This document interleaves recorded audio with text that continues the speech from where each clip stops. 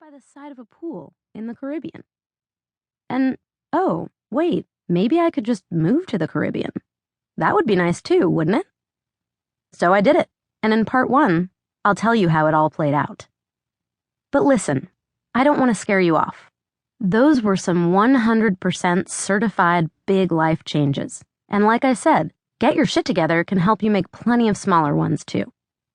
For example, do you ever find yourself stuck at the office or just glued to the couch when what you really want is to get out for once, get to the gym at last, or get started on that someday project that's been hanging out on your to-do list since, the beginning of time?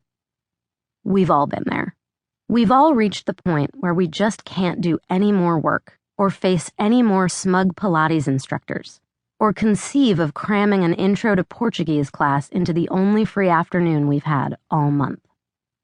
Of course, we also all know people who seem to breeze through life effortlessly kicking ass and taking names, who always have a plan, are laser-focused on the details, and whose to-do lists exist in a perpetual state of done, and diggity done. 9 of them are probably superhuman robots built by the government, but I'm willing to bet the rest could use some help getting their shit together too. In fact, maybe that person I just described, the one with a jam-packed calendar full of high-power lunches, maybe that's you. And maybe you're starting to realize those long hours aren't worth the ivory cardstock your fancy business cards are printed on. That the company softball games and charity 10Ks that have consumed your weekends for a year are why you haven't eaten dinner with friends in about as long as those same friends have had learn Portuguese on their to-do list.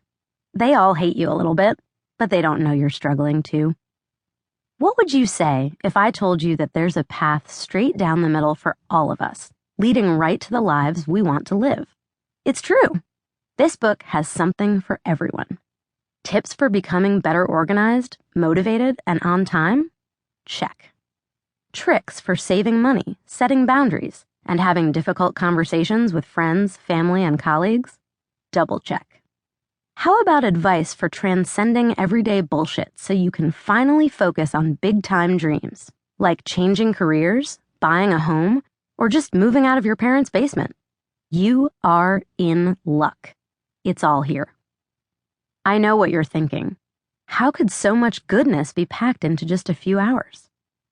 This is a valid question. The answer is, I'm not here to teach you how to do a million separate things. There isn't enough Purell in the world for that kind of handholding. I'm here to show you how to approach all the different stuff in your life so you can get it done in your own way on your own schedule. My methods are remarkably cross-applicable to all kinds of shit. And as it happens, I've had some success helping people make changes in their lives using simple advice, a bunch of expletives, and the occasional flowchart. My first book, The Life-Changing Magic of Not Giving a Fuck, was about how to stop spending time you don't have with people you don't like, doing things you don't want to do. The New York Times deemed it the self-help equivalent of a Weird Al parody song, and the Observer magazine anointed me an anti-guru. Probably none of this was what my parents had in mind when they sent me off to Harvard, but that's where we are. People all over the world felt the burden of giving too many fucks, and I helped lift that burden by showing them how to give fewer, better ones.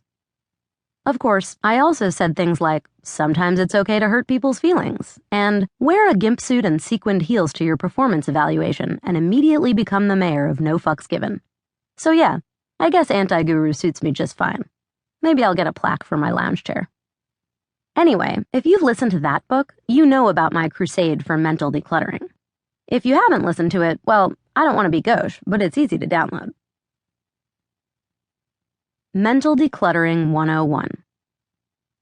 Like decluttering your physical space, mental decluttering takes 2 forms, discarding and organizing. In order to give fewer, better fucks, to get the most out of your limited time, energy, and money, you have to discard the obligations, or things, events, people, etc., that annoy you, thus making room for the ones on which you are delighted to spend all your time, energy, and money. That's called making a fuck budget, and I highly recommend it. Getting your shit together is organizing what you have left in the form of time, energy, and money, and deploying those resources